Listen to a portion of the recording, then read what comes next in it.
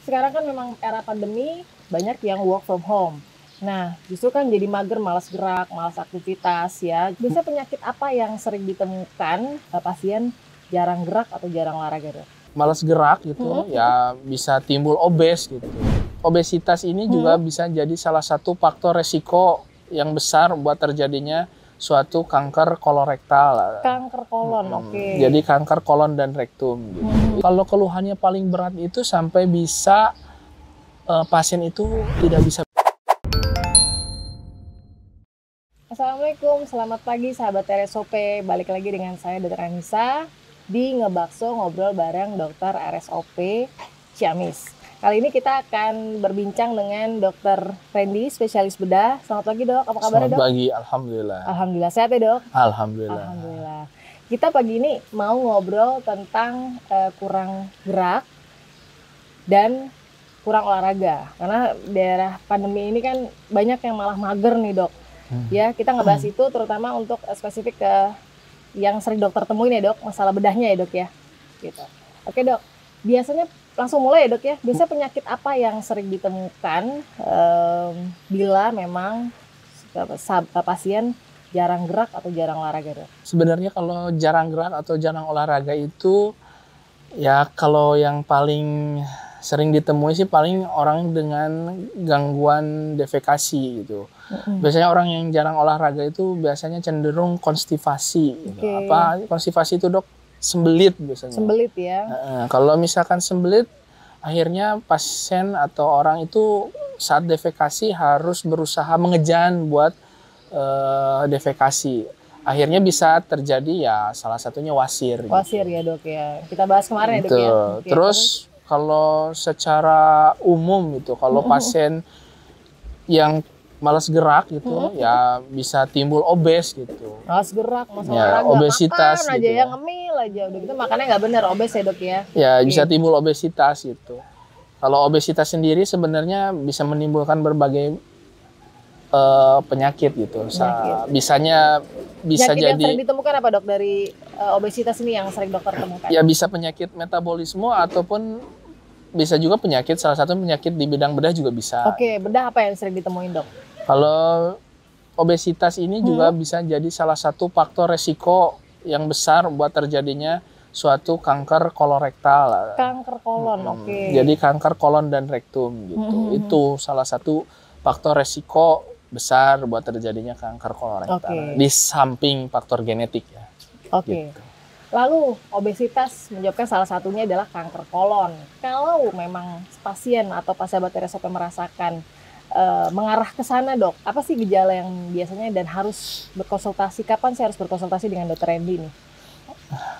Gejala kanker kolorektal biasanya sebenarnya ada perubahan bowel habit gitu. Oke. Apa sih perubahan bowel habit itu? Biasanya mencret yang terus-menerus. Biasanya lebih dari 2 minggu. Lebih dari 2 Kemudian minggu. mencretnya biasanya lendir, ada lendirnya gitu. Bisa juga disertai dengan adanya darah. Kalaupun tidak mencret, bisa juga ada perubahan dari bentuk si konsistensi fesesnya atau bentuknya fesesnya itu sendiri. Bisa yang tadinya besar, panjang, tiba-tiba jadi kecil-kecil seperti kotoran kambing, seperti itu, atau bahkan seperti lidi, atau bahkan seperti mie, seperti itu. Jadi bisa jadi kecil. Ada nyeri juga, Dok? Biasa nyeri perut juga? Sebagian kecil ada yang mengeluh abdominal discomfort, jadi tidak nyaman di perut. Ada yang mengeluh seperti itu. Tapi yang selain itu, tapi yang pasti dicurigai itu selain ada gejala mencret tadi sama yang perubahan dari bentuk, itu juga bisa perubahan atau penurunan berat badan yang drastis. Biasanya lebih dari 10 kilo dalam jangka waktu kurang dari sebulan gitu. Oke. Gitu. Faktor resikonya biasanya apa tuh, Dok, yang menyebabkan ke arah sana, Dok? Ya tadi kan obesitas. Selain obesitas, Dok? Ya, makanan yang kurang fiber atau kurang serat, terus makanan daging merah yang dimasak terlalu overcook dalam jangka waktu yang lama dan suhu yang tinggi seperti itu. Dipanas-panasin gitu ya, Dok, ya. Bisa. Terlalu lama juga. Itu berpengaruh ya, Dok, ya, ternyata. Betul, bisa. Terus bisa juga dari merokok. Jadi merokok juga faktor pencetus utama juga. Merokok ya, balik Betul. lagi merokok tuh banyak sekali kerugiannya negatifnya ya dok ya. Merokok juga faktor pencetus utama dari kanker. terjadinya kanker kolorektal atau kanker kolon dan rektum. Oke. Nah, ini kan sekarang kan memang era pandemi, banyak yang work from home.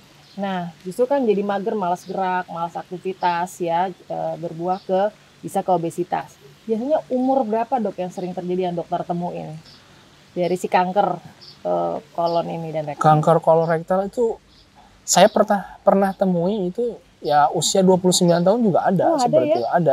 Ya mungkin salah satunya mungkin ada faktor genetik, di samping jadi tadi faktor yang lain tadi, apakah obesitas, kemudian pola makan, terus satu lagi yang tadi ada gaya hidup merokok atau tidak seperti itu.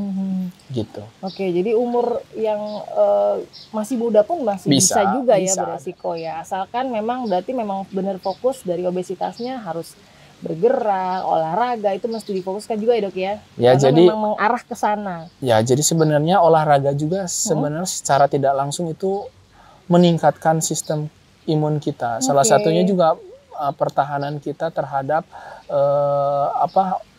oksidan-oksidan atau radikal bebas. Seperti jadi itu. penting sekali memang ya. Iya, jadi kita juga harus melawan radikal bebas dengan antioksidan. Nah, antioksidan ini juga selain dari makanan bisa juga diproduksi dari tubuh kita sendiri gitu dengan cara menguatkan imun kita seperti itu.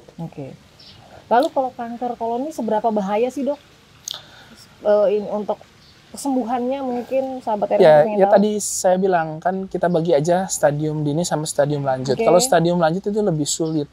Lanjut gitu. Ya biasanya ancamannya ya kehidupan ancamannya gitu. Ancamannya nyawa kalau udah stadium lanjut seperti itu. Keluhannya juga semakin berat. Nah, kalau keluhannya paling berat itu sampai bisa pasien itu tidak bisa BAB sama sekali karena ususnya kesumbat sama si kanker itu. Jadi si feses tidak bisa keluar karena kesumbat sama si kanker tersebut. Akhirnya pasiennya muntah-muntah, perutnya besar, dan bisa terjadi infeksi yang hebat pada tubuh seperti itu. Karena terjadi perpindahan atau translokasi bakteri dari usus ke seluruh tubuh akibat adanya sumbatan tersebut. Jadi gitu. Kalau yang grading awal tadi, kalau memang ada obesitas ya, masih bisa dilihat ya dok, yang awal, grading awal tadi, yang stadium awal. Sebelum menjadi stadium lanjut. Bisa. Terus dok, kalau memang sudah obesitas berat nih, mau ngurangin makanannya susah, mau olahraga aja magernya ampun-ampunan. Ini ada nggak ada metode pembedahan? Harus dipaksakan gerak. Harus dipaksakan gerak. Bener. Mau nggak mau ya dok. Soalnya walaupun ada metode pembedahan, setelah pembedahan itu tidak otomatis serta-merta pasiennya langsung turun berat badannya. Tidak, tetap setelah itu juga harus dipaksakan gerak. Iya. Emang ada metode pembedahan, yaitu namanya bariatric surgery. Jadi sebenarnya tekniknya itu sleeve gastrectomy. Apa itu sleeve gastrectomy? Jadi si daya tampung si lambungnya itu kita kurangi. Kecilin ya dok ya? Dikecilin si lambungnya seperti itu. Diharapkan si orang itu jadi tidak mudah lapar, jadi cepat kenyang seperti itu. Yang kita tahu kan masalah orang obesitas itu banyak makan tapi banyak lapar juga, jadi sering terus-terusan seperti itu. Nah, metode pembedahan itu diusahakan untuk seperti itu, untuk mengurangi daya tampungnya, diharapkan pasiennya jadi cepat kenyangnya seperti itu. Tapi tidak serta-merta setelah dioperasi langsung jadi kurus gitu. Jadi nggak langsung ya dok ya? Langsung gitu. Tapi ada metode pembedahan itu ya dok, untuk obesitas ya? Cuman ya tetap tidak langsung instan jadi kurus. Oke. Kita langsung ke pertanyaan aja dok ya. Ini pertanyaan dari Muhammad Daziz Muslim _13. Nah ini saya pisan. Ada cara nggak buat membangkitkan gairah dari rasa malas gerak dan olahraga? Udah dibahas tadi sama dokter ini nggak boleh malas gerak nih. Tapi gimana caranya dok? Ya kalau misalkan malas pisan berarti nggak ada tujuan hidup dong. Kita fokuslah tujuan hidupnya kita apa. Kalau misalnya pengen sehat gitu, ya kita harus paksakan olahraga seperti itu gitu. Kemudian kalau misalkan ngerasa wah kita berkecukupan, kita udah senang hidupnya, tapi kita pengen hidup panjang kan? Itu pengen umur panjang kan, itu juga harus diperjuangkan, harus diikhtiarkan ya, kita paksakan harus olahraga gitu, exercise olahraga gitu. Paksakan motivasi di dalam tubuhnya motivasi buat sehat seperti itu. Cari tujuan hidupnya Betul. apa ya dok ya.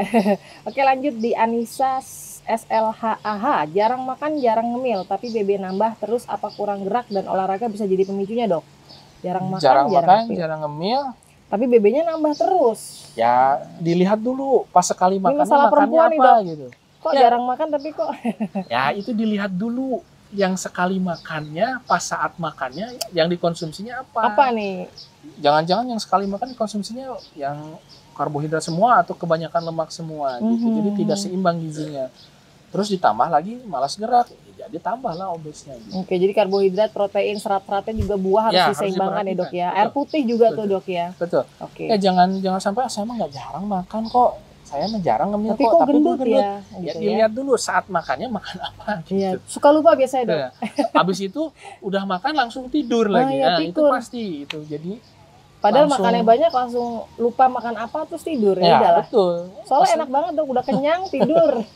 Enak sekali tuh soalnya. Oke, lanjut ya dok dari Ginasva _ dok, kalau misal kita kecapean terus jarang olahraga, pas tidur suka mengalami erep-erep. Wah, erep-erep kenapa ya?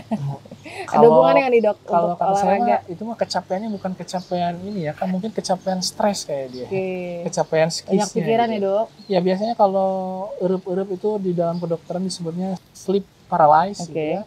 Itu biasanya diakibatkan karena stres yang tinggi seperti Oke, itu. banyak pikiran tadi ya dok ya. Ya makanya disarankan buat gerak atau olahraga itu untuk mengurangi stresnya. Ya, Jadi jangan sampai mengembang lagi, betul. obesitas lagi, mengarahnya ke betul, kalau kanker olahraga tadi. biasanya hormon endorfinnya keluar jadi lebih Oke, ceria lagi. imunnya juga Betul. meningkat. Oke. Stresnya jadi berkurang. Yes, oke. Lanjut ya dok, Official. Pekerjaan saya sebagai CS itu customer service ya. Pundak sering terasa sakit dok. Gimana solusinya pundak? Ya kalau misalkan mungkin dia saat kerja itu terlalu banyak nunduk, posisi duduknya tidak benar, akibatnya si otot-otot sekar pundaknya kaku gitu. Oke. Seperti itu ya. Ya saya sarankan sih perbaiki posisi duduknya, kemudian usahakan setiap 30 Stretching ya dok? ya 30 menit sekali tuh gerak, stretching gitu, peregangan otot seperti itu.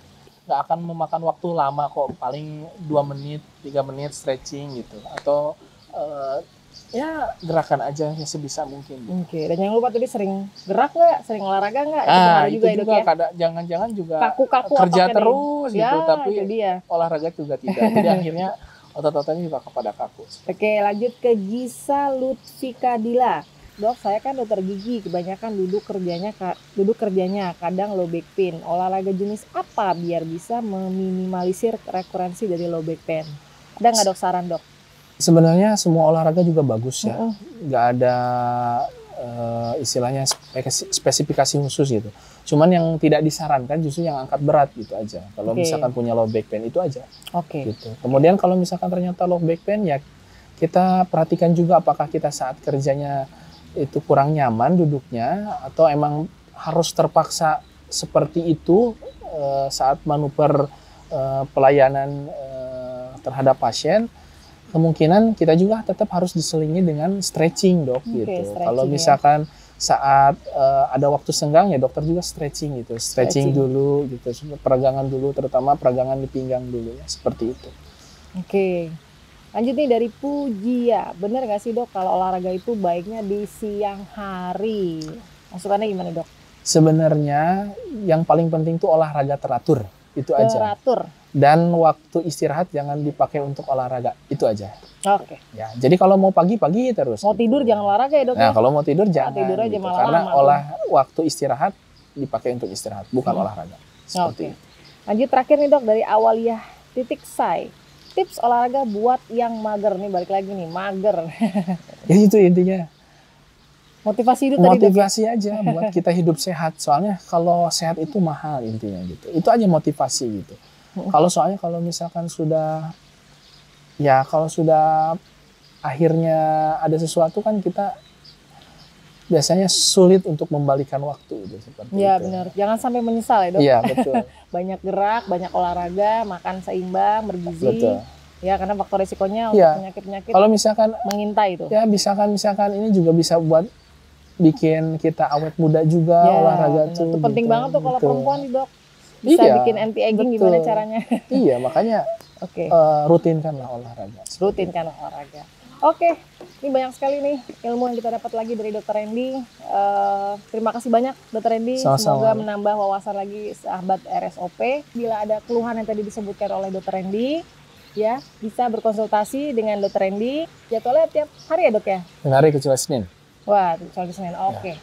Baik, kalau begitu cukup sekian episode Ngebakso ngobrol bareng Dokter RSOP Ciamis kali ini. RSOP Ciamis, profesional dan menyenangkan.